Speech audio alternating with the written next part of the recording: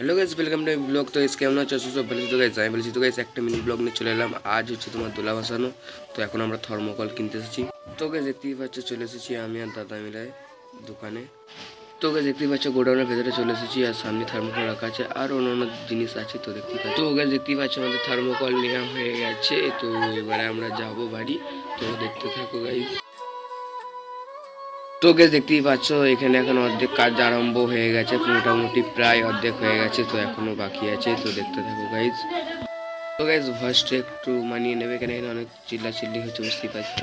তো গাইস দেখতেই পাচ্ছ এখানে দুটো দুলা কমপ্লিট, ঠিক আছে। এটা দাদাদের। তো গাইস দেখতেই পাচ্ছ দাদাদেরও দুলাটা ফুল কমপ্লিট। তো তোমরা দেখো।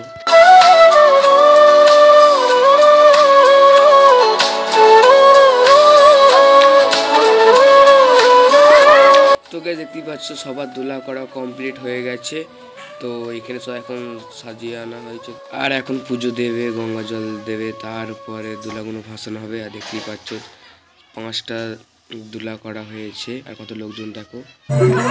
দেখতেই পাচ্ছ এখন দুলাগুলো সব লাইন দিয়ে নিয়ে যাচ্ছে, ঠিক আছে। তো অনেক লোকজন যাচ্ছে, দেখে নাও গাইস।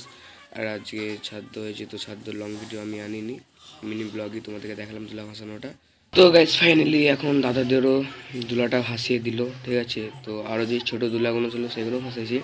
আর বিখ্যাত বড় হয়েছে দাদাদের দুলাটা, ওরা 3জন মিলে করেছে, ঠিক আছে। তো দেখতেই পাচ্ছ এখন ভাসিয়ে দিলে বড় দুলাটা। আর কত সুন্দর লাগছে গাইস দেখো। তো ভালো লাগলে অবশ্যই একটা লাইক, কমেন্ট, শেয়ার, সাবস্ক্রাইব করে দেবে।